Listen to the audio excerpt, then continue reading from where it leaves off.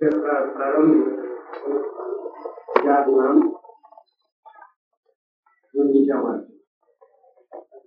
गुंडिचामार्जन माने जगन्नाथ देव তিনি নীলাচল থেকে অর্থাৎ দ্বারকা থেকে বৎসরে একবার সুন্দরাচলে বৃন্দাবনে যেতে ইচ্ছা করে। তারই পূর্বের যে ব্যবস্থা তারই নাম গুন্ডিচামার্জন, যেখানে কি জগন্নাথ দেব থাকবেন সেই স্থান পরিমার্জন করা। শাস্ত্রে বোঝানো হয়েছে এই গুন্ডিচামার্জন হচ্ছে প্রত্যেকটি জীবাত্মা সাধক সাধিকার হৃদয় ক্ষেত্রকে পরিষ্কার করা, হৃদয় সিংহাসনকে পবিত্র করা, যেখানে স্বয়ং ভগবানের অবস্থিতি হতে পারে। তাই এখানে গুন্ডিচামার্জন প্রসঙ্গ মানে হৃদয় গুন্ডিচামার্জন। চৈতন্য মহাপ্রভু যখন পুরীধামে ছিলেন তখন তার পারিষদগণকে নিয়ে, ভক্তগণকে নিয়ে এই গুন্ডিচামার্জন লীলা প্রকাশ করেছিলেন। বহুকাল ধরে সত্যযুগের ইতিহাস, সেই সময় থেকে এই সকল অনুষ্ঠান চলে আসছে, রথযাত্রা অনুষ্ঠান চলে আসছে। সাধারণ আমরা গুন্ডিচামার্জন রহস্য বুঝতে পারি না, রথযাত্রা অনুষ্ঠান বুঝতে পারি না। আর আজ যে অনুষ্ঠান এরা পঞ্চমী বা পোড়া পঞ্চমী বা লক্ষ্মী বিজয় উৎসব, এটাও ঠিক বুঝি না। যারা এসব তত্ত্ব জানেন না তারা যদি জগন্নাথ ক্ষেত্রে শ্রীক্ষেত্রে যান আর গিয়ে দেখেন যে দুই দলে লড়াই হচ্ছে, ঝগড়া হচ্ছে, বিবাদ বিসম্বাদ চলছে, তারা কিছুই অনুভব করতে পারে না। কিন্তু গৌড়ীয় বৈষ্ণবগণ তারা এর তাৎপর্য উপলব্ধি করেন, অনুভব করেন। সেই জিনিস আমাদের বিষয়ে শিখবার বিষয়ে, জানবার বিষয়ে, বুঝবার। জগন্নাথ, বড়দেব, সুভদ্রা সারা বৎসরে একবার সুন্দরাচল বৃন্দাবনে যাওয়ার ইচ্ছা প্রকাশ করে এবং তারা যখন যাত্রা করেন তিনটি বিভিন্ন রথে, সেই প্রসঙ্গতেই বলে রথযাত্রা। এই রথযাত্রা হয় আষাঢ়ী শুক্লা দ্বিতীয়া থেকে দশমী পর্যন্ত। এই রথযাত্রার তাই নাম হল নবদিনাত্মিকা রথযাত্রা। 9 দিন ধরে এই উৎসবটা চলে। রথযাত্রার প্রসঙ্গে বহু কথা বলবার আছে। জগন্নাথ দেবের মহিমা মাহাত্ম্য স্কন্দ পুরাণে বিষ্ণু খণ্ড বা পুরুষোত্তম খণ্ডে বিশেষভাবে বর্ণিত আছে সব বিষয়। একে উৎকল খণ্ড বলা হয়।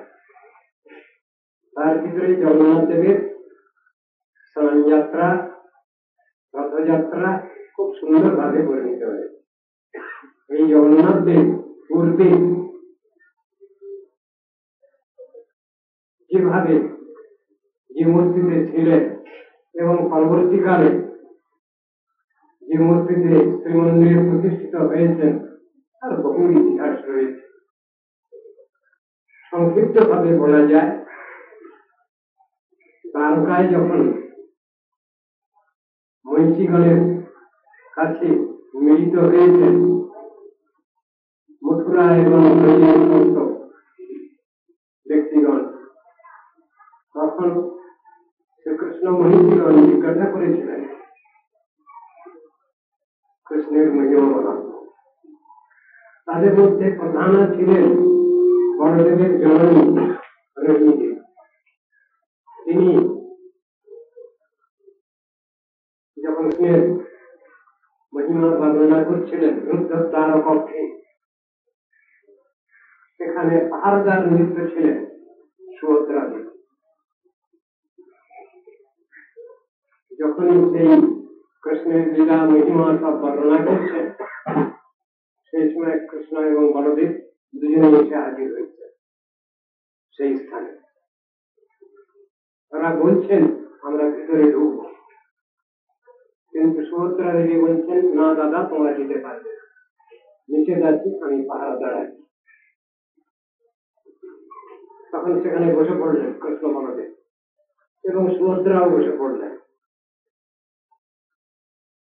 সেই লীলা কথা শ্রবণ করতে করতে এরা সব দ্রবীভূত হয়েছিলেন, দ্রবীভূত হয়েছিল। এই অবস্থাটা নারদ ঋষি নিরীক্ষণ করবার সুযোগ পান। পরবর্তীকালে তিনি আবার কৃষ্ণকে বলেন, ওখানে যে অবস্থা হয়েছিল প্রভু, সেই অবস্থাটি পুনরায় আপনাকে প্রকাশ করতে হবে। জগন্নাথ বলদেব সুভদ্রা মূর্তি পূর্ব অবস্থা এইরকম, আর পরবর্তীকালে ইন্দ্রদ্যুম্ন রাজা তিনি জগন্নাথ বলদেব সুভদ্রা মূর্তি প্রতিষ্ঠা করেন। চক্রদের থেকে সেখানে 3টি কাঠ ভেসে আসে, তাই দিয়ে সমস্ত সব জগন্নাথ বলদেব সুভদ্রা মূর্তি রচিত হয়। কথা ছিল সেখানে যখন কাজ চলবে ভিতরে তখন কেউ প্রবেশ করতে পারবে না, কিন্তু কিছুদিন কাজ চলছিল ঠিকই, আওয়াজ কিছু শুনতে পাননি। তার জন্য ইন্দ্রদ্যুম্ন রাজা জোর করে প্রবেশ করেছিলেন তার ভিতরে। তো পূর্বেই কথা ছিল যে অবস্থায় থাকবে সেই অবস্থায় থেকে যাবে, মূর্তি সম্পূর্ণ হয়নি সেই অবস্থায় প্রবেশ করায় মূর্তি ওই অবস্থায় থেকে গেল। তাই জগন্নাথ দেবের মহিমায় দেখতে পাওয়া যায় যেন খানিকটা অপূর্ণাঙ্গ, অসম্পূর্ণাঙ্গ, যার থেকে অনন্ত বিশ্ব সৃষ্টি হয়েছে। বৃক্ষ, তৃণ, গুল্ম, লতা, পাখি, পশু, মনুষ্য গোষ্ঠী, দৈত্য, দানব সবকিছু সৃষ্টি হয়েছে। সেই ভগবানের এক অদ্ভুত লীলা, অসম্পূর্ণ তার করিব, বড় বড় চোখ, অপূর্ণাঙ্গ। প্রমাণ করছে এই জিনিসটা যে তিনি সব সময় পূর্ণ ইন্দ্রিয়বান এবং তার থেকেই অনন্ত বিশ্বে জীব সব ইন্দ্রিয়বান হয়েছে, সেইটাই প্রমাণিত। বামন মূর্তিতে তিনি আবির্ভূত হয়েছে, অপূর্ণাঙ্গ মূর্তি।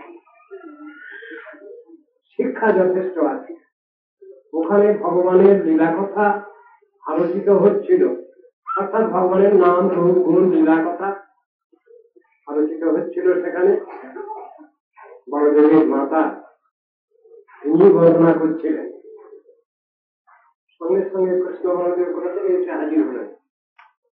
কি প্রকাশ করে এটা?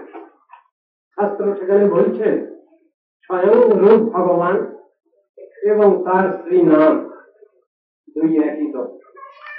আমরা যে শাস্ত্রে বর্ণনা দেখতে পাই, নাম চিন্তামণি কৃষ্ণ চৈতন্য রস বিগ্রহ পূর্ণ শুদ্ধ নিত্য মুক্ত অভিন্ন নাম নামিন।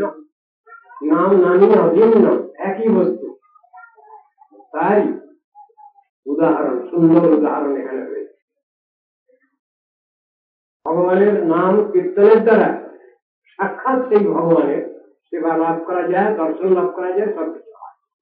সেই জিনিসটা এখানে প্রকাশ করছেন। ভগবানের লীলা বর্ণিত হচ্ছিল, সেই কথা শুনে স্বয়ং ভগবান এতে হাজির হয়ে গেছে। কলিকালে সেই ভগবানের সাক্ষাৎ সেবা লাভ করতে গেলে সেই নামের আশ্রয় গ্রহণ করতে হয়, সেই নাম প্রভুর আশ্রয় গ্রহণ করতে হয়। তার মাধ্যমে সেই নামী পরব্রহ্ম ভগবানের সাক্ষাৎ দর্শন এবং সাক্ষাৎ সেবা লাভ, এ কথাটা বলছেন। এখানে আরেকটা বিষয় হচ্ছে, দ্বারকাকে বলছেন নীলাচল, শ্রীকৃষ্ণ শ্রীক্ষেত্র পুরুষোত্তম ধাম বা নীলাচলকে বলছেন দ্বারকা, আর নিজাবাড়িকে বলছেন সুন্দরাচল বা বৃন্দাবন। এখানেও শ্রী ভগবান যে পূর্ণ পঞ্চরসের অধিদেবতা এবং সপ্ত গৌণরসের অধিদেবতা, সেই জিনিসটা এখানে প্রকাশ করছে। কিভাবে? আমরা সাধারণত এই জগতের লোক সব উল্টো পাল্টা করে মানুষকে বলি আমরা ভগবান, আবার ভগবানকেই আবার মানুষ বলে দিই। তত্ত্ব দর্শনটা উল্টো, ভুল। শাস্ত্র তাই বুঝাচ্ছেন। তা হলেও শাস্ত্রে বর্ণিত আছে কোনটা থেকে কোনটা শ্রেষ্ঠ, শান্ত দাস্য সূক্ষ্ম বাৎসল্য মধুর, এই পঞ্চরস সম্বন্ধে সুন্দরভাবে বুঝানো আছে। চৈতন্য মহাপ্রভু এসে এটা সুন্দরভাবে জানিয়ে গেলেন, বুঝিয়ে গেলেন যে ব্রজগোপীগণ যেভাবে ভজনা করেছেন সেই ভজনই হল শ্রেষ্ঠ। একটা সংক্ষিপ্ত শ্লোকে তত্ত্ব দর্শনটা আমরা প্রায় সাধুগুরু বৈষ্ণবের কাছ থেকে জানতে পাই। আরাধ্য ভগবান ব্রজেশ তনয় স্তব্ধাম বৃন্দাবনম। ভগবান ব্রজেন্দ্রনন্দন শ্রীকৃষ্ণ, তিনি আমাদের সর্বারাধ্য তত্ত্ব। স্তব্ধাম বৃন্দাবনম, তার শ্রীধাম হচ্ছে বৃন্দাবন। রণ্য কাচির উপাসনা ব্রজবধূ বর্গেন যা কর্তিতা। ব্রজবধূগণ ব্রজবতীগণ যেভাবে ভগবানের আরাধনা করেছেন সেই আরাধনাই হল শ্রেষ্ঠ তরিকা। শ্রীমদ ভাগবতম প্রমাণমলম, শ্রীমদ ভাগবতী হল অমর শব্দ প্রমাণ।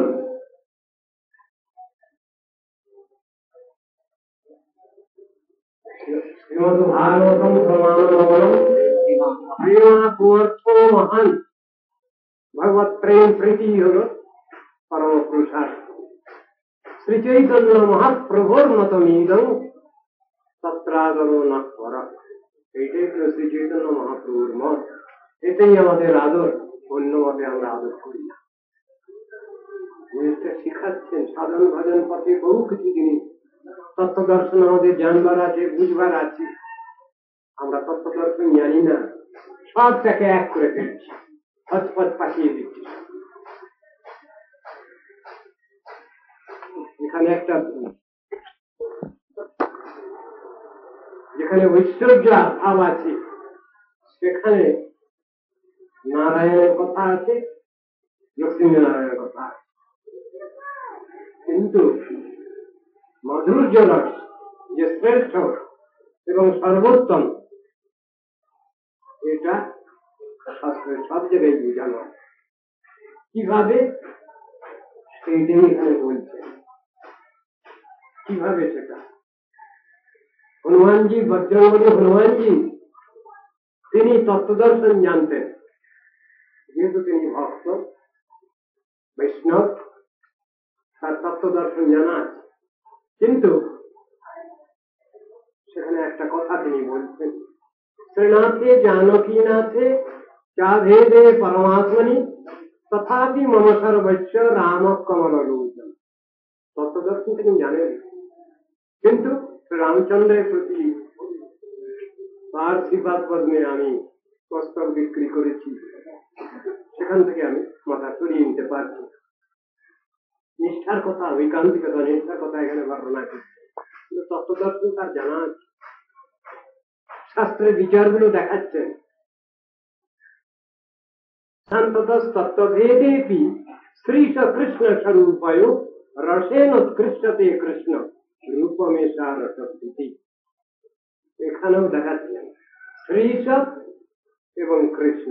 শ্রীশ মানে নারায়ণ এবং কৃষ্ণ, রসগত বৈচিত্র্য, বৈশিষ্ট্য আছে, এটা বুঝতে হবে। সেটা যদি আমরা গন্ডগোল করে ফেলি তাহলে মুশকিল হলো। এখানে কোন ফেলাফেলির কথা নেই। কিরকম? ধনুধারী আর বংশীধারী, কে বড় কে ছোট এই কথা ভগবত তত্ত্বে বলা চলে না, তাহলে অপরাধ হয়। সেই জন্য সেখানে শব্দ ব্যবহার হয়েছে বৈশিষ্ট্য বা বৈচিত্র্য, এই শব্দ ব্যবহার হয়েছে। যদি বলা যায় শ্রীরামচন্দ্র কৃষ্ণের থেকে বড়, উল্টো পাল্টা হয়ে গেল। আবার বলা যায় যদি কৃষ্ণ শ্রীরামচন্দ্রের থেকে বড়, উল্টো পাল্টা হয়ে গেল। রসগত যে বৈশিষ্ট্য আছে সেইটা নিয়ে এখানে আলোচনা। কেন? পূর্ণ দর্শন আলোচনা হচ্ছে নারায়ণ স্বরূপ, তার নিচে অপূর্ণ দর্শন। দেবতাদের কথা যেখানে এসেছে সেখানে 55টি গুণযুক্ত তত্ত্ব এন্টিটি, তাকে বলা হয়েছে দেবতা, ব্যক্তি আধিকারিক দেবদেবী। তার থেকেও আরো কম হয়ে গেছে, নিচে নেমে গেছে জীবতত্ত্ব যেখানে আলোচনা হচ্ছে। 50টি গুণ বিন্দু বিন্দু মাত্রায় যাদের মধ্যে আছে তাকে বলা হয় জীবাত্মা। আবার 60টি গুণ পূর্ণ মাত্রায় যার মধ্যে আছে তাকে বলা হচ্ছে নারায়ণ বা বিষ্ণু। এখান থেকে পূর্ণ দর্শন আরম্ভ হল। এই পূর্ণ দর্শনেরই বিচার সুন্দরভাবে শাস্ত্রে রয়েছে। ওম পূর্ণমদ পূর্ণমিদম পূর্ণাৎ পূর্ণমুদচ্যতে পূর্ণস্য পূর্ণমাদায় পূর্ণমেবাবশিষ্যতে। পূর্ণ থেকে যদি পূর্ণ নেওয়া যায় তাহলে পূর্ণই অবশেষ থাকে। এই হল বিশেষ অঙ্ক। এই অঙ্ক সবাই জানি না আমরা, কিন্তু শাস্ত্র এই অঙ্ক শিখিয়েছেন। পূর্ণ থেকে যদি পূর্ণ বাদ দেওয়া যায়, মাইনাস করা যায়, তাহলে পূর্ণ অবশেষ থাকে। সেই জন্যই বলছেন নারায়ণ তত্ত্ব হচ্ছে পূর্ণ। যেখানে পূর্ণ দর্শন সেখানে আর এর থেকে এ বড়, এর থেকে এ ছোট, এরকম কথা আর বলা চলে না। শুধু রসগত বৈশিষ্ট্য বৈচিত্র্য আছে, সেইটাই শাস্ত্রে বর্ণনা আছে, সেইভাবেই আমাদের কথাটা বলতে হয়। এখন কথা হচ্ছে ব্রহ্মাজি, প্রকৃতম ব্রহ্মা চতুর্মুখ ব্রহ্মা, তিনি ভগবানের লীলা বুঝতে পারেননি, কৃষ্ণের লীলা তিনি বুঝতে পারেননি। তাই তিনি কৃষ্ণের গোবৎস হরণ করেছেন, তার সখাগণকে হরণ করেছেন। পরে যখন জানতে পেরেছেন 1 বছর পরে, তখন তিনি এসে ক্ষমা চাইছেন এবং পরে তিনি স্তব স্তুতি করছেন ভগবানকে। সেখানে এক জায়গায় বলা আছে নারায়ণস্তং নাহি সর্বদেহিনাম আত্মাচ্চ দীচা কিলোক সাক্ষী। কথাটা কি? আপনি কি আমার উপরওয়ালা মালিক নারায়ণ নহেন? নারায়ণ শব্দটা এলো কি করে? নরজাত যে জল, তাতে যার অয়ন মানে শয়ন, তিনি হলেন নারায়ণ। তো সেই নারায়ণ তত্ত্ব ব্যাখ্যা করতে গিয়ে বৈকুণ্ঠে মহাসংকর্ষণের কথা রয়েছে, আবার এদিকে কারণাবধিশায়ী, গর্ভদশায়ী, ক্ষীরাবধিশায়ী বিষ্ণুর কথা এসেছে। দেবতারা যখন কষ্ট হচ্ছে ভূভার হরণের জন্য, দেবতাগণ ক্ষীর সমুদ্রের তীরে গিয়ে স্তব স্তুতি করতে লাগলেন। আপনাদের সকলেরই প্রায় সেটা জানা আছে। শান্তাকারং ভুজগশায়নং পদ্মনাভং সুরেশং বিশ্বাধারং গগন সদৃশং মেঘবর্ণং শুভাঙ্গম লক্ষ্মীকান্তং কমলনয়নং যোগীধীর ধ্যানগম্যং বন্দে বিষ্ণু ভবভয়হরং সর্বলোকৈকনাথং। এইগুলো স্তব করছেন। আবার শ্রীমদ ভাগবতে দেখা যাচ্ছে দেবতাগণ সব স্তব করছে, তার ভিতরে ব্রহ্মা সর্বাগ্রে স্তব করলেন। সত্যব্রতম সত্যপরং ত্রিসত্যম সত্যস্য যোনিম নিহিতং চ সত্যে সত্যস্য সত্যমৃত সত্য নেত্রম সত্যাত্মকং ত্বাং শরণং প্রপন্না। সত্যাত্মক হে ভগবান, তোমায় প্রণাম করি। ব্যাপারটা তিনি ব্রহ্মাই একথা বলছেন, তুমি কি আমার উপরওয়ালা মালিক নারায়ণ নহ? নারায়ণ, আমি তো এখন বুঝতে পারছি যে তুমি নারায়ণেরও অবশ্যই উপরওয়ালা মালিক। তাহলে কি তুমি আমার গার্জিয়ান নাও? আমাকে ক্ষমা করো, আমি যদি অন্যায় করেছি আমাকে ক্ষমা করো। সেই ব্রহ্মাজি তিনি স্তব করছেন, ভগবত তত্ত্ব পূর্ণ অভিজ্ঞান লাভ করে বলছেন নৌমিজ্জতে অভ্রবতে চরিদম্ব রায় গুঞ্জাবতং সকলি পিচ্ছল্লসন মুখায় বন্যস্রজি কমল বেত্র বিধান বেনু লক্ষ্মণ স্ত্রীয়ে মৃদুপদী পশুপাঙ্গ যায়। ভগবানকে বলছেন, কৃষ্ণকে তার তত্ত্ব দর্শন তিনি তাহলে জেনেছেন, বুঝেছেন, যা দেখছেন তিনি সামনে, সেই হিসেবেই ভগবানকে স্তব করে যাচ্ছেন। তত্ত্ব দর্শন তো তার জানা আছে, এবং তিনি প্রার্থনা করছেন, হে ভগবান, তুমি আমায় কৃপা করো এমন, আমি যেন কখনো কোনো জন্মে কোনোভাবে যেন তোমার ভক্ত, একজন ভক্ত হয়ে যেন আমি তোমার সাক্ষাৎ সেবা করতে পারি, উপাসনা করতে পারি। ব্যাপারটা কি? দেবতাগণ আবার উপাসনা করবেন না? তাদের উপাসনার প্রয়োজন, এবং যদি তারা উপাসনা করতে চান তাহলে মনুষ্যের গৃহে এসে, মনুষ্যের ঘরে এসে মনুষ্য রূপে জন্মগ্রহণ করে তাকে সাধনা করতে হবে, উপাসনা করতে হবে। এই কথাই লেখা আছে শাস্ত্রে। দেবতাগণ তারা বলছে কর্মচারী। তাদের ভিতরে প্রচুর অহংকার, প্রচুর গর্ব অহংকার, এই জন্য ওইভাবে সাধু ভজন হয় না। ব্রহ্মা প্রার্থনা করছেন, ঠাকুর তুমি আমায় এমন কৃপা করো, এমন আশীর্বাদ করো, আমি যেন তোমার একজন ভক্ত হয়ে যেন সাধন ভজন করতে পারি, তোমার দর্শন পুনরায়। ব্যাপারটা এই রসগত বৈচিত্র্যের কথা এখানে ঐশ্বর্য ভাবেতে যেটা হচ্ছে না, পূর্ণ মাধুর্য রসে সেটা হচ্ছে। আরো একটা কথা যেখানে বলছেন, এখানে নাগপত্নীগণ তারা প্রার্থনা করছেন, যখন নাগরাজকে যখন ভগবান শাসন করলেন, কার্য দমন হচ্ছে যখন, সে সময় নাগপত্নীগণ এসে তারা স্তব স্তুতি করছেন।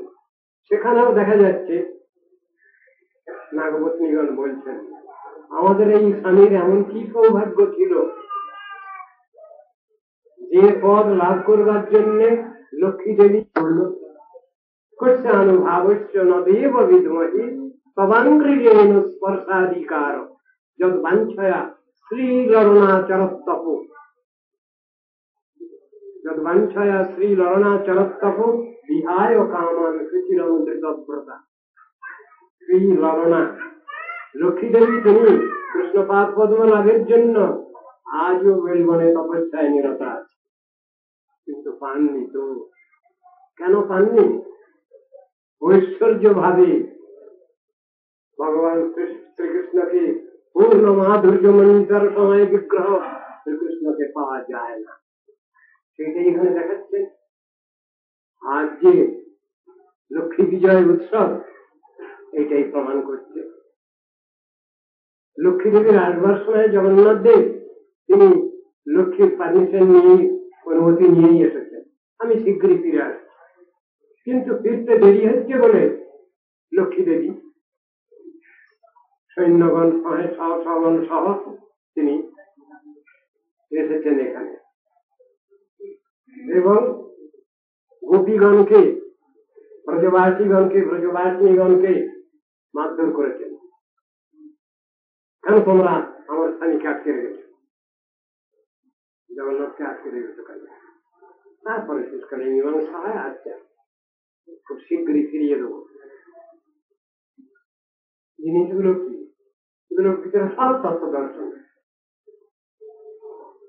এগুলো যে ঘটনা পরম্পরা, এর ভিতরে যে শিক্ষা আছে আমাদের, সেই শিক্ষাই আহরণ করতে হবে। এইটাই হলো আমাদের বিশেষ জানবার বিষয় বুঝবার, ওটা আমরা বুঝি না। তা আজ লক্ষ্মী বিজয় উৎসব মানে ঐশ্বর্য এবং মাধুর্য রসের যে বৈশিষ্ট্য, সেইটাই বিশেষ জানবার বিষয়, বুঝবার বিষয়। এখানে দেখাচ্ছেন কে? নারদ ঋষি, নারদের অবতার, নারদ ভাবে বিভাবিত শ্রীবাস পণ্ডিত, এবং ব্রজগোপীর মধ্যে সখী, ললিতার সখী রূপ স্বরূপ দামোদর, তিনি হলেন শুদ্ধ ব্রজবাসী, তিনি রাধা কৃষ্ণের পক্ষ। এই দুই পক্ষতে তত্ত্ব সিদ্ধান্ত নিয়ে আলোচনা হচ্ছে, কার কি বৈশিষ্ট্য আছে, কার কি আছে, এই নিয়ে আলোচনা হচ্ছে। সেই প্রসঙ্গই হচ্ছে আজকের বিশেষ আলোচ্য বিষয়। শ্রীমদ ভাগবত পাঠের কিছু কথা আছে, তাই আজকে শ্রীমদ ভাগবত আমি আলোচনা করছি সংক্ষিপ্ত এবং মানবপত্নীগণের স্তবে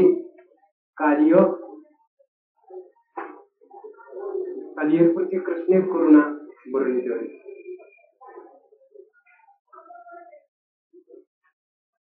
শ্রী শুক উবাচ বিলক্ষ্য দূষিতাং কৃষ্ণ কৃষ্ণ কৃষ্ণাজিনা বিভু তস্যা বিশুদ্ধিম অন্নিচ্ছন সর্পং তমোদবাসয়েৎ। সুখদেব বলছেন, হে রাজন, অতঃপর বিভু শ্রীকৃষ্ণ কালীয় নামক সর্পের বিষ সংস্পর্শে যমুনার জল দূষিত হয়েছে দেখে ওর বিশুদ্ধি কামনায় তথা থেকে সর্পকে নির্বাচিত করলেন। শ্রীমদ ভাগবত দশম স্কন্ধ ষোড়শ অধ্যায়ে এই প্রসঙ্গ বর্ণিত হয়েছে। শ্রী রাজোবাচ কথম অন্তর্জলে অগাধে ন গৃহ্ণাৎ ভগবান ইহম সবৈ বহু যুগাবার্ধ যথা সে বিপ্রবর্ততম।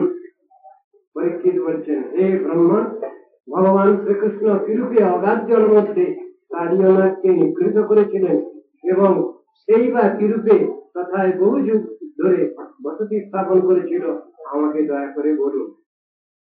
ব্রাহ্মণ ভগবতস্য ভূম্ন স্বচ্ছন্দবর্তিনা গোপালোদারচরিতম কস্ত্রিত্বেতান্মৃতম। হে ব্রাহ্মণ, স্বতন্ত্র ও অপরিচ্ছিন্ন ভগবানের গোপালন রূপ অমৃততুল্য শুভদায়ক চরিত শ্রবণ করে কেউই তৃপ্তি লাভ করতে পারে না, পরন্তু উত্তর কেবল সেবাকাঙ্ক্ষায় বর্ধিত হয়। ভগবানের গুণ লীলা মহিমা কথা শ্রবণ করে কে তাতে পরিতৃপ্ত হয়? যতই শুনবে ততই আরো শুনতে আগ্রহ হয়। শ্রী শুক উবাচ কালিন্যাং কার্যশ্চাতি রথ কশ্চিৎ বিষাগ্নিনা স্পৃষ্টমান পরাপরাজস্মি পরন্তু উপরিগা খগা। সুখদেব বলছেন, হে রাজন, সেই যমুনার জল মধ্যে এক হ্রদ ছিল। কালিয়ের অগ্নিতুল্য বিষের জ্বালায় নিরন্তর তার জল পরিপাক হচ্ছিল। ওই হ্রদের উপর দিয়ে গমনশীল পক্ষীগণ বিষের আকর্ষণে তথায় পতিত হয়ে প্রাণ ত্যাগ করত। বিপ্রস্মুতা বিষাদূর্মি মারুতেনাজি মর্ষিতা মরিয়ন্তে তীরগাজস্য প্রার্থিনা স্থিরজঙ্গমা। সেই হ্রদের তীরবর্তী স্থাবর জঙ্গম প্রাণীগণ জলকণাবাহী বিষাক্ত তরঙ্গস্পর্শী বায়ু স্পর্শেও প্রাণ ত্যাগ করত। সেই হ্রদের উপর দিয়ে যারা উড়ে যেত তারাও পর্যন্ত মারা যেত। দুষ্ট নিগ্রহের জন্য অবতীর্ণ ভগবান শ্রীকৃষ্ণ উগ্র বেগ বিষ সম্পন্ন কালিয়াকে এবং তদ্বারা দূষিতা যমুনাকে দেখে দৃঢ়ভাবে বন্ধনপূর্বক তিরস্কৃত উচ্চ কদম্ব বৃক্ষে আরোহণ করলেন এবং করতল দ্বারা বাহুতে আঘাত করতে করতে সেই উচ্চ বৃক্ষ থেকে বিষময় হ্রদে ঝাঁপ দিলেন। তৎকালে সেই পুরুষোত্তমের পতন বেগে আলোড়িত সার্পগণের বিষরাশিত হ্রদজল স্থিত এবং বিষকছায়িত ভয়ঙ্কর তরঙ্গযুক্ত হয়ে চতুর্দিকে প্লাবিত করল। অসীম দীর্ঘ ভগবানের পক্ষে এটা কিছুমাত্রই অসম্ভব নয়। সর্বসমর্থ সেই ভগবান, তার পক্ষে এটা কিছু আশ্চর্যের না। তখন কালিয়ানাথ সেই হ্রদ মধ্যে বিহাসে মত্ত মাতঙ্গ বীর্য শ্রীকৃষ্ণের ভুজ তাড়নে ক্ষুব্ধ জলের মনোহর সুকুমার জলদতুল্য উচ্চ কান্তিযুক্ত শ্রীবৎস ও পীত বসনধারী সহাস্য বদন সুরম্য কোমল চরণ শ্রীকৃষ্ণ নির্ভয়ে তথায় বিহার করছিলেন। কালীয় সর্পক্রোধে তার মর্মস্থান সকল দণ্ডাঘাত পূর্বক দেহ দ্বারা তাকে বিদ্ধম করে ফেলল।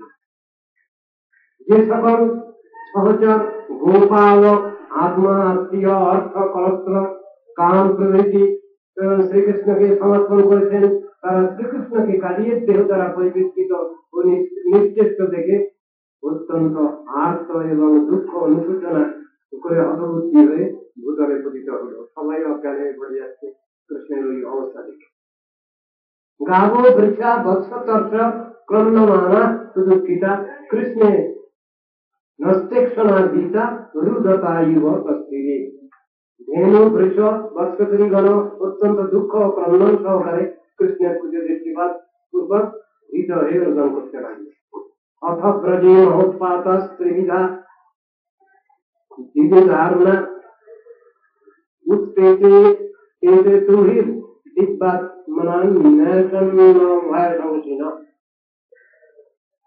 তৎকালে ব্রজে ভূমিকম্প, আকাশে উল্কাপাত, প্রাণী শরীরে বামাঙ্গ সকল স্পন্দন প্রভৃতি আসন্ন ভয় সূচক বিবিধ অতি দারুণ মহা উৎপাত সব আরম্ভ হয়। উৎপাত দর্শনে নন্দ প্রমুখ গোপবৃন্দ কৃষ্ণ বলদেবকে না নিয়ে গোচারণে গমন করেছেন। যা অবগত হয়ে তারা ভয়ে উদ্বিগ্ন হলেন। কৃষ্ণের ঐশ্বর্য অনুসন্ধান রহিত মাধুর্য পর কৃষ্ণগত প্রাণ ও তদ্গত চিত্ত গোপগণ ওই সকল দুর্লক্ষণ দর্শনে কৃষ্ণের নিধন স্থির করে দুঃখ ভয় ও শোকে কাতর হয়ে পড়লেন। কৃষ্ণের প্রতি বাৎসল্য ভাব বিশিষ্ট আবাল বৃদ্ধ বনিতা সকলে কৃষ্ণ দর্শন লালসায় দিন ভাবে অর্থাৎ স্খলিত পদে ব্রজ থেকে সবাই নির্গত হলেন। তথা কাতরান দীক্ষ ভগবান মাধব বল প্রপৃচ্ছ কিঞ্চিন্নবাচ প্রভাবজ্ঞ অনুযোজ্য।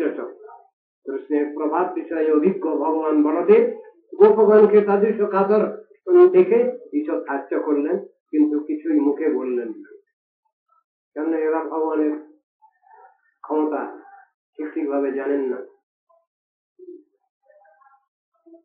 ते अन्येषमानाद्वैतं कृष्णं सुचितया पदै भगवान लक्ष्मणैर्जग्मु पदद्वया যমুনা তটম। তারা প্রিয় কৃষ্ণকে অন্বেষণ করতে করতে যদিও শঙ্খ চক্রবাধা পদ্ম লক্ষণযুক্ত পদচিহ্ন সূচিত মার্গানুসারে যমুনা তটে গমন করলেন। হে রাজন, তখন ব্রজবাসীগণ সেই পথে ধেনু পদচিহ্নের মধ্যে পদ্ম, জব, অঙ্কুশ, বজ্র ধ্বজ চিহ্ন যুক্ত শ্রীকৃষ্ণ পদচিহ্ন দেখতে দেখতে সত্তর গমন করলেন। তারা দূর থেকে হ্রদ মধ্যে সর্প শরীর বিস্তৃত এবং নিশ্চেষ্ট ভাবে অবস্থিত শ্রীকৃষ্ণকে এবং কৃষ্ণ সান্নিধ্যে এবং হ্রদ সান্নিধ্যে হতবুদ্ধি গোপ ও চতুর্দিকে ক্রন্দনশীল পশুগণকে দেখে অত্যন্ত পীড়িত ও মোহগ্রস্ত হলেন। প্রিয়তম ভগবান অনন্তদেব সর্পগ্রস্ত হলে অনুরক্ত চিত্ত গোপীগণ যদিও প্রেম, হাস্য, অবলোকন এবং রহস্য বার্তা স্মরণ করতে করতে অত্যন্ত দুঃখ সন্তপ্ত হৃদয়ে কৃষ্ণ বিরহযুক্ত লোকশূন্য দর্শন করলেন। অনন্তর সমদুঃখিতা গোপীগণ সকলে পুত্র শোকাতুরা যশোদা দেবীর নিকট গিয়ে শোক প্রকাশ করতে করতে ব্রজে কৃষ্ণ কর্তৃক আচরিত প্রিয় বৃত্তান্ত সকল বর্ণনা করতে করতে কৃষ্ণের মুখের দিকে নয়নপাত করে মৃততুল্য নিশ্চেষ্ট ভাবে অবস্থান করতে লাগলেন। কৃষ্ণ প্রণাম নির্বিশত নন্দাদীন দীক্ষতং হৃদম প্রত্যসেভৎ স ভগবান রাম কৃষ্ণানুভাবী। কৃষ্ণগত প্রাণ নন্দাদি গোপগণ হ্রদ মধ্যে প্রবেশ করতে উদ্যত হচ্ছেন দেখে কৃষ্ণের বিক্রম অভিজ্ঞ বলদেব তাদিওকে নিবারিত করলেন। নিজেকে গোকুলবাসীর একমাত্র গতি বা রক্ষক জেনে তার জন্য স্ত্রী পুত্রাদি সহ গোকুলবাসীগণকে অত্যন্ত দুঃখিত দেখে মত্তলীলা অনুকরণে ক্ষণকাল অবস্থান পূর্বক কৃষ্ণ কালীয় শরীর বন্ধন থেকে উত্থিত হলেন। সমস্ত পরিবর্তনশীল ভগবানের শরীর ভারে নিজের শরীর অত্যন্ত পীড়িত হতে লাগলে কালীয় তাকে পরিত্যাগ করল। পরে ফনা উন্নত করে দুর্দশার ত্যাগ করতে করতে ক্রোধের সঙ্গে তার প্রতি দৃষ্টিপাত করে অবস্থান করতে লাগলো। তৎকালে তার নাসারন্ধ্র বিষময় দৃষ্টি মণ্ডপাকের পাত্রের ন্যায় সন্তপ্ত এবং স্তব্ধ ও মুখ অঙ্গার সদৃশ হয়েছিল।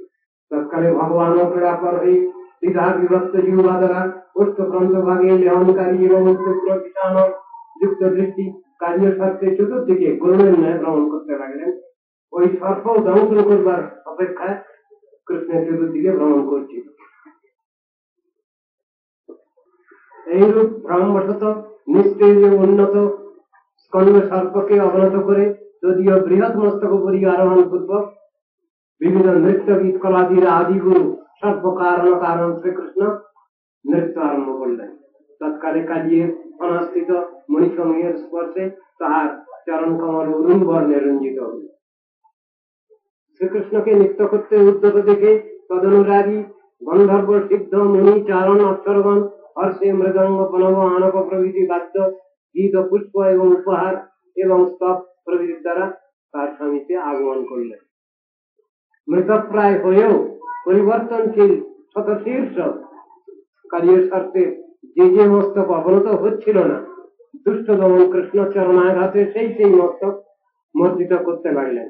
তাতে কালীয় মুখ এবং নাসিকা থেকে রক্ত বমন করতে করতে পরম মুকুট প্রাপ্ত হল। কালীয় ক্রোধে দীর্ঘশ্বাস করিলেন। কৃষ্ণ তৎকালে শেষাই নারায়ণের ন্যায় শোভা পাচ্ছিলেন।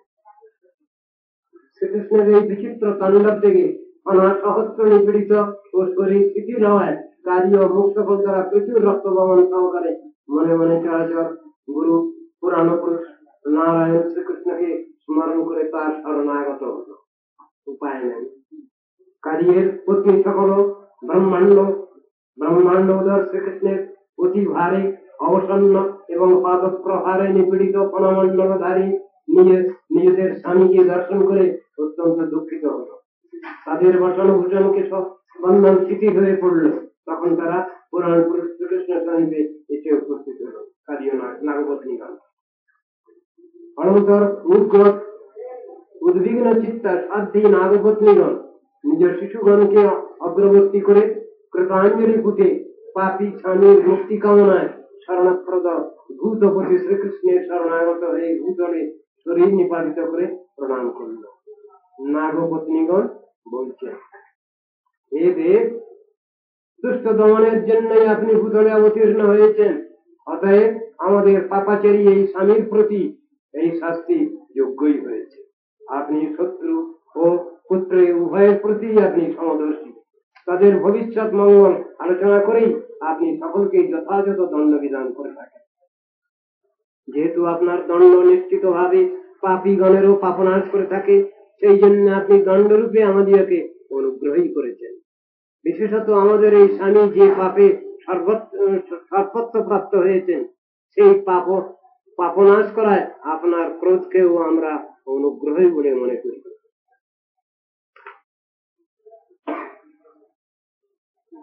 সম্মানের দ্বারা জীব সমূহকে সন্তুষ্ট করলে আপনি সন্তুষ্ট হয়ে থাকেন বলে আপনি সর্বজীবস্বরূপ। আমাদের এই স্বামী পূর্বজন্মে অমানীয় মানব হয়ে কোন তপস্যা কিংবা সর্বজীবের হিতবুদ্ধিতে কোন ধর্ম আচরণ করেছিল, যাতে আপনি এর প্রতি সন্তুষ্ট হলেন আমরা বুঝতে পারি না। এদের অদরণ লাভের আশায় লালনা শ্রীদেবী বিষয়ান্তর পরিত্যাগ পূর্বক চিরকাল ব্রতশীলা হয়ে তপস্যা করছেন। এই কালীয় কোন পুণ্য প্রভাবে সেই চরণের লাভের অধিকারী হলেন তা আমরা জানতে পারলাম না। আপনার পদজ প্রাপ্ত জনগণ স্বর্গলোক, সার্বভৌম পদ, ব্রহ্মপদ, পৃথিবীর আধিপত্য, যোগ সিদ্ধি কিংবা মোক্ষ বাসনা করেন না। হে প্রভু, যে পদরজ বাঞ্ছা করে সংসার চক্রে ভ্রমণশীল ব্যক্তিগণ উৎকৃষ্ট ফল লাভ করে থাকেন, ক্রোধ পরবশ তমগুণ দ্রুত এই সর্পরাজ ব্রহ্মাদি দুর্লভ সেই পদরজ প্রাপ্ত। নমস্তুভ্যং ভগবতে পুরুষায় মহাত্মনে ভূতায় পরায় পরমাত্মনে। অচিন্ত ঐশ্বর্য শক্তি সম্পন্ন আপনাকে নমস্কার। আপনি সর্বজীবের অন্তর্যামী ও সর্বব্যাপক এবং আকাশাদি সর্বভূতের আশ্রয় স্বরূপ। যেহেতু আকাশাদি ভূত সৃষ্টির পূর্বেও আপনি বর্তমান ছিলেন, আপনি সর্বকারণের স্বরূপ হয়েও সর্বকারণাতীত তুরীয় বস্তু। জ্ঞান বিজ্ঞান নিদয়ে ব্রহ্মণে অনন্ত সপ্তাহে অগুণায়াধিকারায় নমস্তে প্রকৃতায় চ। নির্গুণ নির্বিকার চিন্মাত্র ব্রহ্মস্বরূপ এবং প্রকৃতি প্রবর্তক অনন্ত শক্তিযুক্ত পরমাত্মা স্বরূপ জ্ঞান বিজ্ঞান নিধি আপনাকে নমস্কার। কালায় কারণাভায় কালায় শক্তিনে বিচ্ছায় তদ্রূপদ্রষ্টে তৎকর্ত্রে বিচ্ছ হে তবে। অনন্ত শক্তি हेतु अपनी कारक स्वरूप सृष्टादि कारण काल शक्तिर आश्रय एवं कार्य अवयव अर्थात सृष्टादि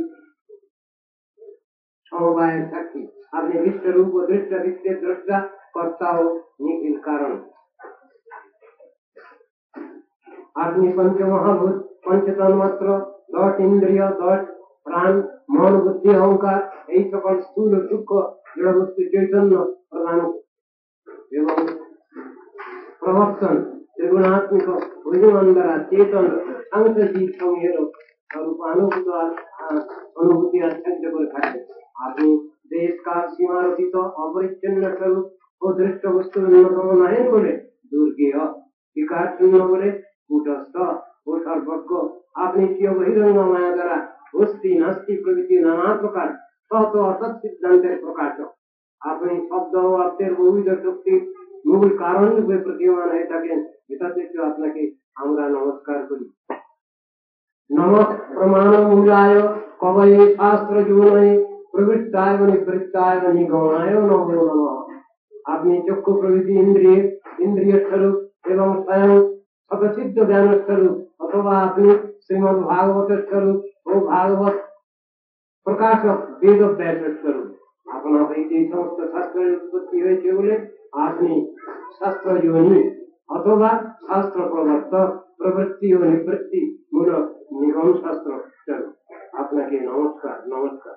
नम कृष्णाय रामाय वसुदेव सुताय च वृद्धमनाय निरुद्धाय सप्ततांग पतये नमः अपनी वासुदेव संकर्षण कृष्ण अनिरुद्ध ये चतुर्भुहात्मक सातपति अपना के नमस्कार नम गुण प्रदीपाय गुणात्मक साधनाय च गुण वृत्ति उपलक्ष्याय गुण दृष्टि सुसंविदे अपनी बुद्धादि रधिष्ठिक स्वरूप संकर्षण प्रवृत्ति चतुर्मुखी के चित्त प्रवृत्ति प्रकाशक अपनी उपासक गणेश प्रकृति अनुसारे फल वैचित्र प्रदान षष्ठ रूपांतरित करे नाना रूपे प्रकाशित हन चित्तादि रुद्ध बढ़ाए प्रवृत्ति वृत्ति द्वारा अपनी कथनचित अनुमित हन जेहेतु अपनी गुण समय चेष्टा और प्रत्यक्षादि ज्ञानी अवचर अतएव अपना के नमस्कार अव्याकृत विहाराय सर्वव्याकृत सिद्धये ऋषिकेश नमस्तेस्तु मुनयो मुनति मौनति दिने আপনার মহিমা অবিতর্ক সর্ব কার্যের উৎপত্তি ও প্রকাশের হেতুরূপে আপনি অনুমিত হন হে ঋষিকেশ শ্রুতি বাক্যানুসারে আপনি মৌন আত্মারাম ও আপনাকে নমস্কার পরাবর গতিজ্ঞায় सर्वाध्यक्षाय ते नमः अविश्याय च विश्याय तद्द्रष्टेश्च च एतदे आपने स्थूल सूक्ष्म भूत समूहेर गति अवगत आছেন আপনি সর্বাধিক সত্রিক স্বরূপ আপনি অবিশ্ব অবিশ্ব স্বরূপ পণ্ডিতগণ ইহা নয় বলে অতর্নিরসন করতে করতে অবশেষে তৎস্বরূপ আপনাকেই প্রাপ্ত হন আবার সর্বং খণ্ডিতং ব্রহ্মাই পরিদৃষ্টমান বিশ্ব ব্রহ্ম এইরূপ বিশ্বের विवर्तस्थान विवर्तवादीगण अभस्वरूप विश्व के तत्स्वरूप ब्रह्म बोले থাকেন আপনি বস্তুত আপনি এই প্রকার সত্য অপবাদে সাক্ষীর মূল কারণ আপনাকে নমস্কার অনাদিকাল শক্তিধারী আপনি নিরীহ হয়েও প্রধানের প্রতি ক্ষণপূর্বক গুণের দ্বারা পূর্ব কল্পান্তে রায়প্রাপ্ত বিশ্বগত জীব সমূহকে শান্ত ঘোর ও মূলক প্রভৃতি সেই পূর্ব স্বভাব জাগরিত করে এই বিশ্বের সৃষ্টি স্থিতি সংহারাদি করে থাকেন প্রকৃতই অনুরূপ আপনার লীলা অব্যর্থা এই ত্রিলোক মধ্যে শান্ত অশান্ত এবং মূল সকলেই আপনার অংশ তথাপি সম্প্রতি ধর্ম রক্ষা বাসনায় চেষ্টাযুক্ত এবং সজ্জন পালনার্থ অবস্থিত আপনার নিকট শান্তবাণী প্রিয় হয়ে থাকে অপরাধ সকৃত ভর্ত্রা সৌরভ্য সপ্রজাকৃত খন্তুম অরতি সন্তাত্মন মুহূর্ত এই সন্তাত্মন আমাদের ভর্তা বা পালক ও আপনার পুত্র তুল্য পাল্য এই যে সর্ব অপরাধ করেছে তা একবার আপনার সহ্য করা উচিত কেননা সে মূঢ় ভবদীয় প্রভাব জানে না তাহার অপরাধ ক্ষমার অনুগৃহীত ভগবান প্রাণাস্তজতি পন্নগ স্ত্রীণং সাধু সত্যানাং অতি প্রাণ প্রদীয়তাম।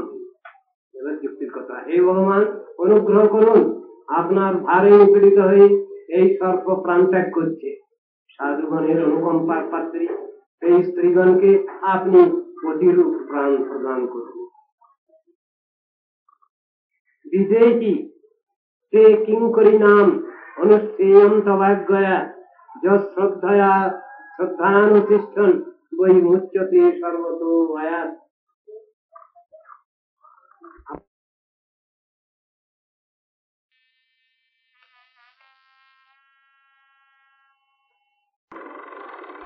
বলছেন করলে ভগবান পালক প্রহারে ভগ্নমস্তক এবং মূর্ছিত কার্যকে পরিত্যাগ করলেন। প্রতিলব্ধেন্দ্রিয় প্রাণ কার্য সনকৈর হরিম কৃৎস্বাৎ সমুচ্ছ্বসন দীন কৃষ্ণ প্রাহ কৃতাঞ্জলি। দুর্বল কার্য ক্রমশ ইন্দ্রিয় এবং প্রাণে শক্তি লাভ করে অতি কষ্টে নিঃশ্বাস পরিত্যাগ পূর্বক কৃতাঞ্জলি সহকারে কৃষ্ণকে বলতে লাগলো, বয়ং খলা সমস্পত্যা তামসা দীর্ঘমন্যব স্বভাব দুস্তজো নাথ লোকানাং যদ অসদগ্রহ। এ নাথ, আমরা সর্প জাতি, জন্ম থেকেই খল, তম প্রকৃতি এবং অত্যন্ত ক্রোধপ্রবণ। প্রাণীগণের স্বভাব দুষ্ট গ্রহস্বরূপ, সুতরাং উহা দুষ্পরিহার্য, ছাড়তে পারছি না। তয়া সৃষ্টমিদং বিশ্বম ধাতর গুণ বিসর্জনম নানা স্বভাব বীর্যৌজ যোনি বিজাশয়াকৃতি। এ বিধাত, আপনি বিভিন্ন স্বভাব, শক্তি, ভোজ, যোনি, বীজ, আশয়, আকৃতিযুক্ত এই গুণগত বিশ্বের সৃষ্টি করেছেন। বয়ঞ্চ তত্র ভগবান সর্পা যত্তুৎ গুরুমন্যব কথং তজামস তন্মায়াং দুস্তজাং মোহিত স্বয়ং। হে ভগবান, এই সর্বময় এই বিচিত্র জগতে আমরা সর্প জাতি, জন্মাবধি অত্যন্ত গোপনের স্বভাব, অতএব মুগ্ধচিত্ত আমরা রূপে আপনার দুস্তজ মায়া ত্যাগ করতে পারবো। ভগবান হি কারণং তত্র সর্বজ্ঞ জগদীশ্বর অনুগ্রহং নিগ্রহং বা মন্যসে তদ্বিধেয়িন। মায়া পরিত্যাগ বিষয়ে আপনি একমাত্র কারণ, অর্থাৎ আপনার কৃপা ভিন্ন কেহই এই দুস্তর মায়া পরিত্যাগ করতে সমর্থ নহে। অতএব আমাদের প্রতি আপনি অনুগ্রহ বা নিগ্রহ যাহা করিতে হয় করুন। শরণাগত ইত্যাকর্ণ বচ প্রাহ ভগবান কার্যমানুষ নত্র স্থেয়ং তয়া সর্প সমুদ্রং জাহিমা চিরং স্বজ্ঞাত্ব অপত্যতারাঢ্য গৌরনৃভির ভুজ্যতে নদী। বললেন, হে রাজন, নরলীলা দ্বারা মনুষ্য রূপে প্রতীয়মান ভগবান এই সর্প বাক্য শ্রবণ করে বললেন, হে সর্প, তুমি আর এখানে থেকো না, সত্তরী স্বজাতি পুত্র ও স্ত্রীগণের সঙ্গে সমুদ্রে যাত্রা কর। গো এবং মনুষ্যগণ সর্বদা এই যমুনার জল ব্যবহার করে থাকেন। যত এতৎ স্মারেন মর্তাস্তুভ্যং মদনুশাসনম কীর্তয়ন উভয় সন্ধানী যুষ্মদ ভয়মাপ্নুয়াৎ। যে মনুষ্য প্রাতঃ এবং সায়ংকালে তোমার প্রতি আমার এই আদেশ বাক্য স্মরণ ও কীর্তন করবেন, তাহারা তোমার থেকে আর কোনো ভয় প্রাপ্ত হবেন না। যোস্মিন স্নাত্বা মদাক্রীড়ে দেবাদিস্তং তর্পয়জ্জ্বলাই উপস্যমাং স্মরেন নচেৎ সর্বপাপই প্রমুচ্যতে। যিনি আমার বিহার স্থান এই হ্রদে স্নান করে জল দ্বারা দেবতা প্রভৃতির তর্পণ এবং উপবাস পূর্বক আমার স্মরণ ও পূজা করবেন, তিনি সর্বপাপ থেকে বিমুক্ত হবেন।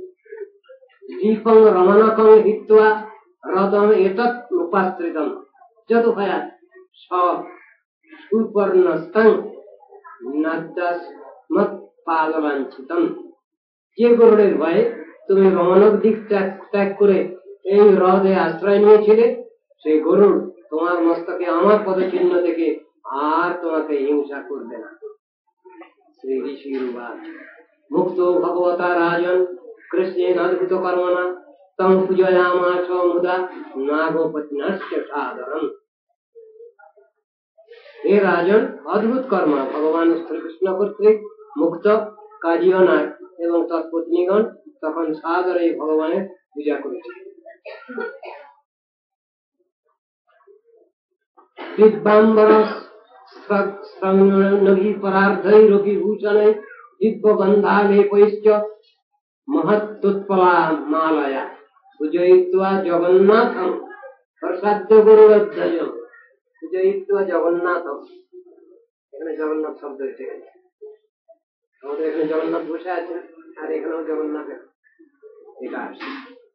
পূজয়িত্বা জগন্নাথং প্রসাদ্য গরুড়ধ্বজম তথা প্রীতোনুভাবনুজ্ঞাত পরিক্রমাভিবন্দতম সকল সকলত্র শরীরপুত্র দীপম অগ্নির্জগামহ তদৈব সমৃত জলা যমুনা নির্বিষা ভবত অনুগ্রহা তদ ভগবত ক্রীড়ম মানুষরূপিণা। তারা দিব্য বস্ত্র মাল্য রত্ন উত্তম ভূষণ দিব্য গন্ধানুলেপন এবং উত্তম উৎপল মাল্য দ্বারা গরুড়ধ্বজ জগন্নাথের পূজা করে তার প্রসন্নতা উৎপাদন পূর্বক প্রীত এবং তার আদেশ প্রাপ্ত হয়ে প্রদক্ষিণ অভিবাদন করে স্ত্রী আত্মীয় পুত্রগণ সহ সমুদ্রের মধ্যবর্তী রমণর দিকে গমন করল। তৎকালে লীলা মানব বিগ্রহ ভগবানের অনুগ্রহে সেই যমুনা বিষহীন হয়ে অমৃততুল্য যেন বিশিষ্ট হলেন এবং সকলেরই ব্যবহারযোগ্য হলেন। আজ এখানে আমাদের জগন্নাথ দেব হাজির আছেন, এই একই তত্ত্ব। যিনি শ্রীকৃষ্ণ তিনি জগন্নাথ, যিনি জগন্নাথ তিনি স্বয়ং শ্রীকৃষ্ণ। শুধু স্থান বিশেষে তার বৈশিষ্ট্য, সেই একই ভগবান। এখানে কৃষ্ণ বহু কৃষ্ণ নয়, একই কৃষ্ণ। তিনি যখন দ্বারকায় অবস্থান করছেন তখন একটা ভাবটা, তিনি যখন মথুরায় অবস্থান করছেন তখন তিনি মথুরেশ কৃষ্ণ রূপে, আবার তিনি যখন ব্রজেন্দ্র নন্দন রূপে বিহার করছেন তখন আর এক রকম। এখানে রসগত বৈশিষ্ট্য আছে। বৃন্দাবন প্রত্যজ্য পাদমেকং ন গচ্ছামি, এই কথাটা কৃষ্ণ নিজেই বলছেন, অন্য কেউ বলেননি। আমি বৃন্দাবন পরিত্যাগ করে এক পাও যাই না কোথাও। কথাটা কি গেছেন তো তিন লাগে যাচ্ছে, তাহলে অর্থ কি হলো? বৃন্দাবন পরিত্যাগ করে আমি এক পাও যাই না কোথাও, তাহলে এই অর্থ কি হবে, ব্যাখ্যা কি হবে? সেই কৃষ্ণ শুধু বৃন্দাবন ছেড়ে মথুরায় এসেছেন, সেই কৃষ্ণ তো মথুরা থেকে দ্বারকায় গেছেন, তাহলে এর অর্থ কি হবে? ভাবটা ব্রজেন্দ্র নন্দন যে কৃষ্ণ তিনি ব্রজেই থাকেন, মথুরেশ কৃষ্ণ দ্বারকেশ কৃষ্ণ, তাদের তত্ত্বদর্শনটা সেখানে হইল। কিন্তু ব্রজেন্দ্র নন্দন যে কৃষ্ণ তিনি কখনো বৃন্দাবন পরিত্যাগ করেন না, এই কথাটা ঠিকই আছে। এখানে তার কথার কোনো ব্যর্থ হয়নি, তার প্রতিজ্ঞা তিনি ঠিকই রেখেছেন। অর্থাৎ যেখানে যেমন সেখানে তেমন, কোথাও কোন রস তার প্রকাশিত হয়েছে, কোথাও সে রস প্রকাশিত হয়নি, এমনই অবস্থা। তিনি পূর্ণ দ্বাদশ রসের অধীষ্ঠ, সব জায়গায় সব রসটা তিনি প্রকাশ করেননি। কিন্তু ঐশ্বর্যমণ্ডিত যে বিগ্রহ, তার উপাসনা যারা করছেন তাদের সাধন ভজনের স্থান, প্রাপ্য স্থান সেই রকম। কেন এই কথা? ভগবানের ধাম সংস্থান শাস্ত্রে বর্ণনা করা হয়েছে। আমরা এই সংসারে যদি থাকতে চাই মহর্ষি পাট্টা নিয়ে, এখানেই থেকে যাও। আমরা সাধন ভজন করব, কার সাধন ভজন করব? আধিকারিক দেবদেবীর সাধন ভজন করব না নারায়ণের সাধন ভজন করব না অন্য কারো সাধন ভজন করব, অন্য কোনো অবতারের সাধন ভজন করব? প্রশ্নটা হলো আমরা এখানেই থাকতে চাই, মহামায়া দুর্গা দেবীর এই চতুর্দশ ব্রহ্মাণ্ডের মধ্যেই থাকতে চাই, না এর থেকে অতিক্রান্ত অবস্থায় অন্য কোথাও যেতে চাই? 7 7 14 যে রয়েছে ভুবন, ভূর্ভুবস্বর মহাজন তপসত্য, এই ঊর্ধ্ব সত্যলোক এবং নিম্ন সত্যলোক, তল অতল বিতল সুতল তলতল রসাতল পাতাল, এই 7-7-14 ব্রহ্মাণ্ডে যদি আমরা থাকতে চাই আমাদের কোনো কল্যাণ নেই। কেন? মহাপ্রলয়গুলো ধ্বংস হয়ে যাবে। সেই জন্যই ভগবান বলছেন, অর্জুন তুমি এমন জায়গায় চলো যেখানে গেলে আর তোমায় ফিরে আসতে হবে। সেই স্থানটা হচ্ছে ভগবানের ধাম, সেটা হলো বৈকুণ্ঠ ধাম। সেটা এই 14 লোক পার হয়ে বিরজা পার ভগবত ধাম। সেখানে সমস্ত অবতারগণের সংস্থান রয়েছে। বিভিন্ন রসের অধিকারী ব্যক্তিগণ তাদের সাধনার দ্বারা, শ্রদ্ধা ভক্তির দ্বারা সেই সেই রসের অধিদেবতা তাকে লাভ করে। সত্য কথা। সেই বৈকুণ্ঠ ধামেরই সর্বোপরি প্রকোষ্ঠ করেন রাধাকৃষ্ণ। একটা বাড়ির যেন দুটো ঘর, একদিকে ঔদার্য প্রকোষ্ঠ, একদিকে মাধুর্য প্রকোষ্ঠ। সেখানে বর্ণনা রয়েছে কোন কোন ভক্ত সেখানে উভয় কুঠরিতেই যাতায়াত করতে পারেন এবং সেবা করতে পারেন। আবার কেউ কেউ একই কুঠরিতে সেবা নিয়ে আছেন। কোন কোন ভক্ত আছেন তিনি ঔদার্য প্রকোষ্ঠে যাতায়াত করেন, মাধুর্য প্রকোষ্ঠে যাতায়াত করেন। আর কোন কোন ভক্ত আছেন ঔদার্য প্রকোষ্ঠেই তার অবস্থান, কারো কারো শুধু মাধুর্য প্রকোষ্ঠেই অবস্থান। এখন আমরা যেমন আশা আকাঙ্ক্ষা করব, আমাদের সাধন ভজনের যেমন তরিকা, প্রসেস, প্রসিডিউর, ঠিক সেই অনুসারে ফলটা লাভ হবে। একথা শাস্ত্রে সব জায়গায় বলা আছে। শেষাধিকারে যা নিষ্ঠা সগুণ পরিকীর্তিত। স্বীয় অধিকারে যে নিষ্ঠা, এটা দোষ না, এটা গুণ। বরং এর উল্টোটা হলো বিপর্যয়। সেই কথাই শাস্ত্রে বলছেন। সাধন ভজন করলে তার প্রাপ্তি অবশ্যই আছে, তা বৃথা যায় না। সাধন ভজন কখনো বিফলে যায় না। বাচ্চার শিশু সে যেমন অসুবিধা হলে যেমন তার গার্জিয়ানের কাছে কান্নাকাটি করে, তার জিনিসটা আদায় করে নেয়, তদনুরূপ সাধক সাধিকা এদের কোনো বাহাদুরি কিছু নাই। অন্তর থেকে আকুলতা, ব্যাকুলতা, আকুল ক্রন্দন, এটাই হলো সাধন ভজন। সাধন ভজন মানে অন্য কিছু নয়। এটা যিনি যতটা বেশি দেখাতে পারেন পূর্বেশ্বরের কাছে, ভগবানের কাছে, তাদের সেই অনুসারে ব্যবস্থা। সুতরাং সাধন ব্যতীত কিছু লাভ হচ্ছে। সেদিন এই শ্রীমদ্ ভাগবতেরই একটা অধ্যায় আলোচনা হচ্ছিল, একাদশ স্কন্ধ 10ম অধ্যায়। সকলে তো সাধন ভজন করে ভগবানকে লাভ করে। আচ্ছা, সাধন ভজন না করে কেউ ভগবানকে লাভ করেছে এমন কোন ইতিহাস আছে? আছে। এই কথা শুনে আপনারা কিন্তু সবাই সাধন ভজন পরিত্যাগ করবেন না, এটাও বলে দিচ্ছি। শ্রীমদ্ ভাগবত একাদশ স্কন্ধ 10ম অধ্যায় আপনারা আলোচনা করে দেখবেন, কেবলমাত্র সৎসঙ্গ প্রভাবেই তারা ভগবানকে লাভ করেছে। তার উদাহরণ দেওয়া আছে, বহু বহু বহু উদাহরণ। তার মধ্যে পাখি আছে, তার মধ্যে পশু আছে, তার মধ্যে সব রকম মনুষ্য আছে, দৈত্য দানব আছে, সব আছে। এটা হলো ভগবানের স্পেশাল গ্রেস। সেখানে কারো কিছু বলবেন না, বিশেষ আর্থিক কৃপা। ভগবানের ওরকম আছে, ভক্তের ওরকম আছে, আর্থিক কৃপা। সেখানে কিছু বলবার নেই। কাকে নিয়ে গরুড় করে ওই সে দয়াময়, ভগবানের স্পেশাল গ্রেস। সেখানে কারো কিছু বলবেন না, তিনি সবই পান। কর্তব্য অকর্তব্য অন্যথা কর্তব্য তিনি ঈশ্বর, সেই পরমেশ্বর, তার সব ক্ষমতা আছে। তিনি কাকে গরুড় করতে পারেন? কাকে যদি নিজে বলে আমি গরুড়, হবে না, কিন্তু কাকে তিনি গরুড় করতে পারেন, এই ক্ষমতা তিনি রাখেন। উদাহরণ বহু, বহুতর উদাহরণ আছে। আমরা যেন অহংকারী না হয়ে পড়ি, সেই কথাই এখানে শিক্ষা। কাকস্য চঞ্চু যদি স্বর্ণযুক্তা মাণিক্য যুক্ত চরণ চৌতস্য একৈক পক্ষে গজরাজ মুক্তা তথাপি কাকন চরাজ হংস। সুতরাং সাধক সাধিকার কোন রকম অহংকার থাকবে না।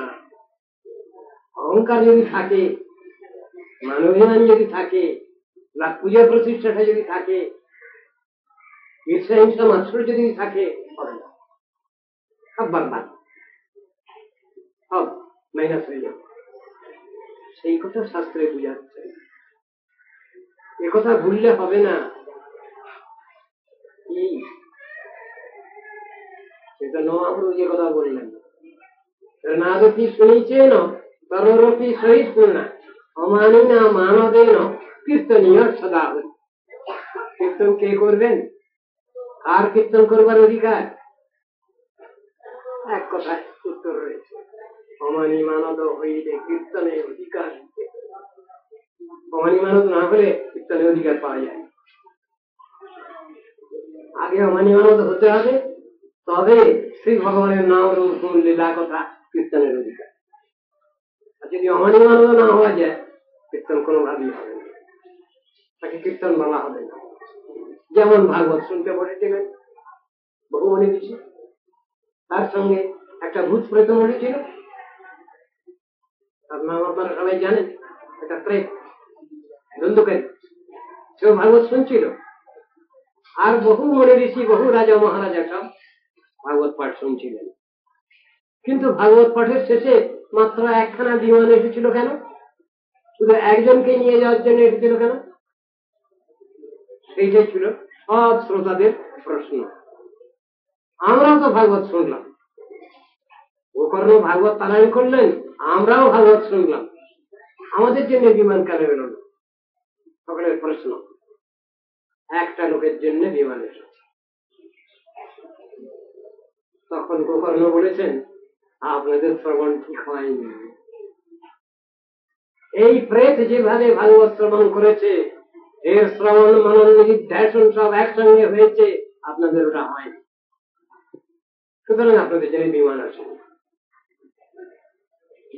তখন সবাই কান্নাকাটি, আমরা 7 দিন ধরে ভাগবত শুনলাম, আমাদের কিছু হলো না।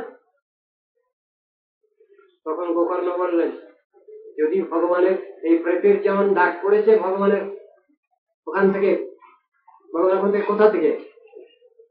গোলক থেকে। গোকর্ণস্তব গোবিন্দম গোবিন্দ দাস্যতীর্ষান গোলকম দাস্যতীর্ষান, তা গোলক থেকে ডাক পড়েছে। ওখান থেকে যদি আপনাদের সবাই ডাক পড়ে, আপনারা সবাই যেতে প্রস্তুত আছেন তো? ঠিক এই প্রশ্ন করেছেন পাঠক, ভাগবত বক্তা এই প্রশ্ন করেছেন। তখন সবাই ইতস্তত করছেন, তাই তো, তাই তো, যদি ডাক পড়ে তাহলে আমরা যেতে প্রস্তুত আছি কিনা? এখন এখানে সংসার ছেড়ে যাবো কি করে? তাহলে আমি আর পরিশ্রম করবো না, 7 দিন পরিশ্রম করছি, আমি আর পারবো না। তখন কিছু কিছু হাত তুলুন, কে কে যেতে চান বৈকুণ্ঠে গোলকে? তখন হাত উঠছে, একখানা দুখানা করে হাত উঠছে। তখন বললেন, নাই আমার পর্দায় পোষাবে। তখন বহু হাত উঠে গেছে। তখন বললো, আচ্ছা তাহলে আমি আবার সপ্তাহ পালন করবো। কি ব্যাপারটা কি? আমরা এইখানে মৌলজি পাঠটা নিয়ে থাকতে যাচ্ছি, মুখে হয়তো বলছি, কেষ্ট বিষ্টু বলছি, কিন্তু যখনই ডাক পড়বে তখন ক্ল্যারিয়ান কল যার নাম, এমন ডাক যেতেই হবে। সেখানে যদি আমরা পরীক্ষা ফেল করি, সব গেল। সেই জন্য ভাগবত শ্রবণ করবার আগেও চিন্তা করে বসতে হবে, আমরা যেতে চাই কোথায়।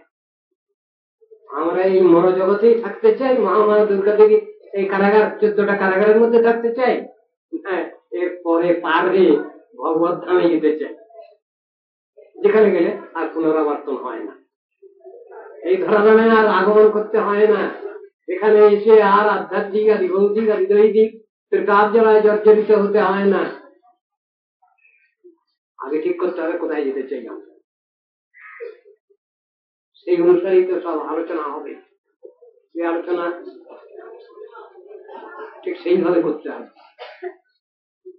খেতে হয় খেলাম, ঘুমোতে হয় ঘুমলাম, ভাগবত শুনতে হয় শুনলাম, এমন কথা না, ঠিক ঠিকভাবে শুনতে হবে। শ্রবণ মনন নিধিধ্যাসন একসঙ্গে হওয়া চাই, তাহলে ফলটা আসছে না। ঠিক ওই একবার মাত্র ওই একজনের জন্যই এসেছিল বিমান, কিন্তু পরে এসেছে সকলের জন্য, পরে সকলের জন্য এসেছে বিমান। আমরা যেতে প্রস্তুত আছি কিনা? যদি ডাক পড়ে সেখান থেকে, তাহলে আমরা যেতে প্রস্তুত আছি কিনা? যদি প্রস্তুত আছি, ঠিক আছে, অসুবিধা নেই। শ্রবণ করলেই তো হবে না। বহু শ্রবণ করেও অনেকে লাভ করতে পারছি না আমরা তত্ত্বদর্শন। তাহলে কি হবে? পণ্ডশ্রম হয়ে গেল, খাটিটা বিফল গেল, সাধন ভজনটা বিফল হলো। তা নয়, ওই আলোচনার মধ্যে ধৈর্য, উৎসাহ, আগ্রহ সবকিছু থাকবে। একজন আপনার উপলব্ধ যিনি, তার যে ভাবটা থাকে, সে ভাবটা আমাদের ভিতরে রাখতে হবে, অব্যর্থকালতা রাখতে হবে, শান্তি রাখতে হবে। সংসারের বিষয়েতে কাজ করে যাব, ডিউটি করে যাব, কোনো কাজ আমরা বাদ দেবো না, কাজ করে যাবো সংসারে, কিন্তু মনটা রাখতে হবে ভালো। অব্যর্থকালত্ব সময় আমি একটু নষ্ট করবো না, বেস্ট ইউটিলাইজ করবো সময়। বিরক্তির মানশূন্যতা, কে আমায় কি বললো ওসব নিয়ে চিন্তা ভাবনার দরকার নেই। কে আমায় প্রশংসা করলো একটু, কে আমায় একটু গালাগালি দিল, ও নিয়ে কোনো চিন্তা ভাবনা নেই। আশা বন্ধ, হে ভগবান, তোমার আশায় বসে আছি আমি, তুমি কবে দয়া করবে, কবে কৃপা করবে আমায়। সমুৎকণ্ঠা, এর জন্য উৎকণ্ঠা থাকা চাই। বহু চিন্তা ভাবনা থাকলে উৎকণ্ঠা তো থাকবে। নামগানে সদা রুচি, এই সামান্য একটু নাম করে রেখে দিলাম, হবে না, দেখার ঠেলা হবে না। সব সময় যাতে নাম করতে পারি, সেই ভাবটা ভিতরে রাখতে হবে। বলে সেটা কিরকম? সব সময় নাম করা যায়নি, যখন ঘুমাবো তখন নাম করা যায়? শাস্ত্র বলছেন হ্যাঁ, তখনও নাম করা যায়। যে নাম করি অন্য সময়, সেই নাম তখন রেলে হয় ঘুমের সময়। স্বপ্নে রাধা গোবিন্দ দেখে, এটা সাধন ভজনের ফল। সবসময় যে নাম করি সেই নামে রিলে হয়, নিতে হয়। 24 ঘন্টার ভিতরে 24 ঘন্টা নাম হয় কি করে? শাস্ত্রের বুঝানো আছে, বুঝবা। তিনি অন্য কিছু দেখবেন না।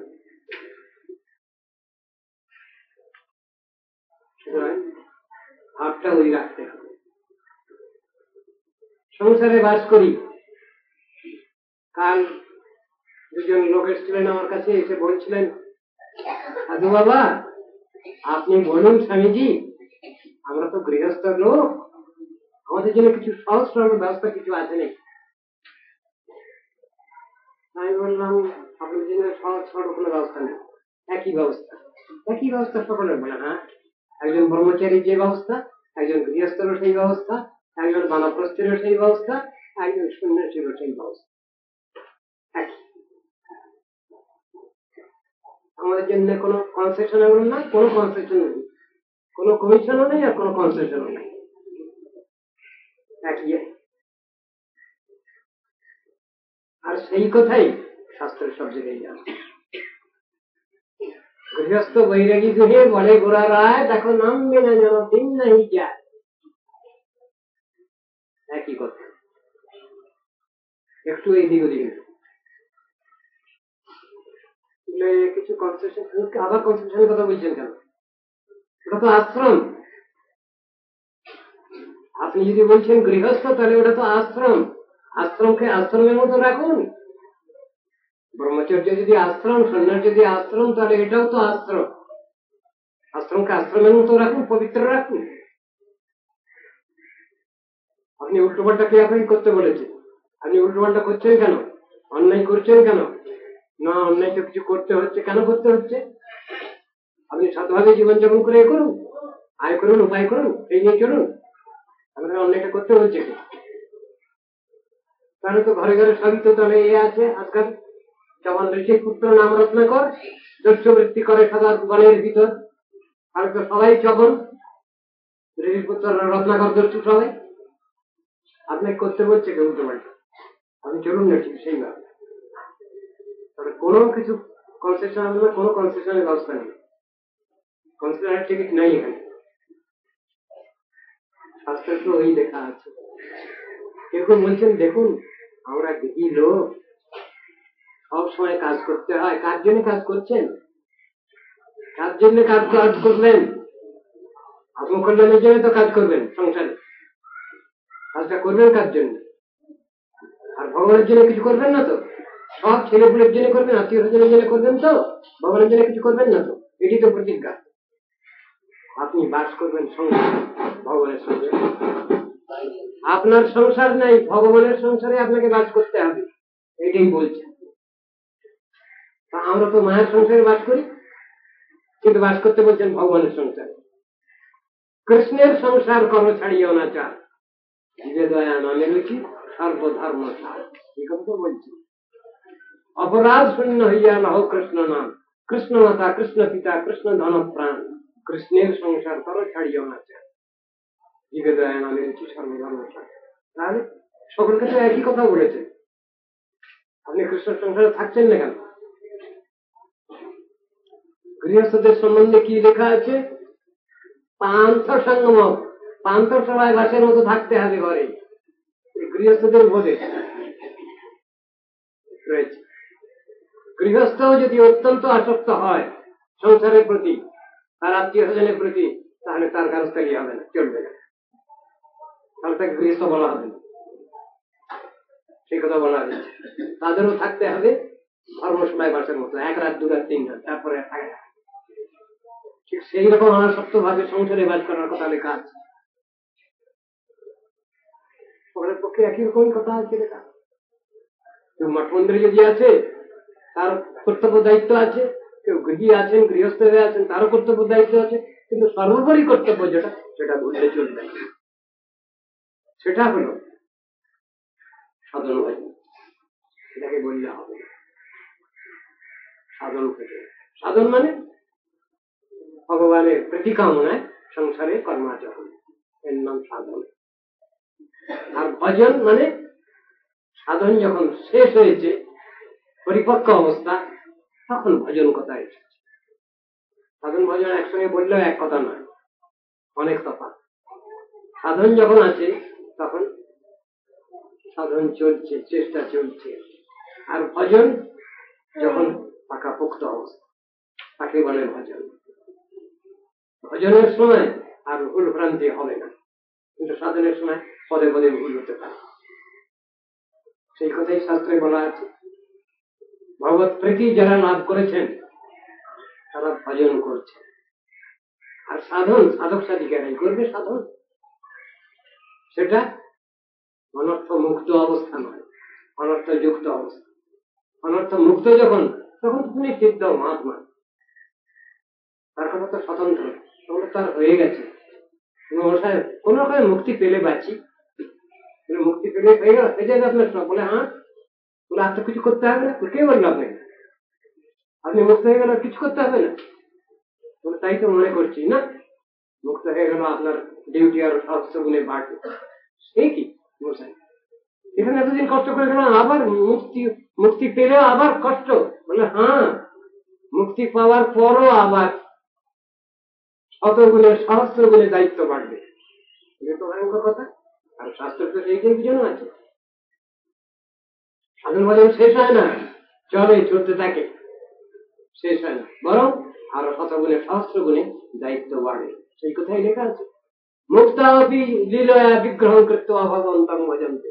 মুক্তিপ্রাপ্ত ব্যক্তি মানে কি, শত সহস্র গুণে তার দায়িত্ব বৃদ্ধি হয়, তার ভজন শেষ হয় না।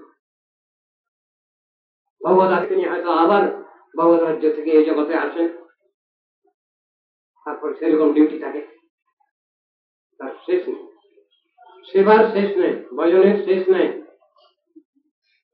এই কথা যদি মনে করে যে সেবা বোধ হয় শেষ আছে, তা নেই। সেবা নিষ্ঠা কোনদিন শেষ হবে না।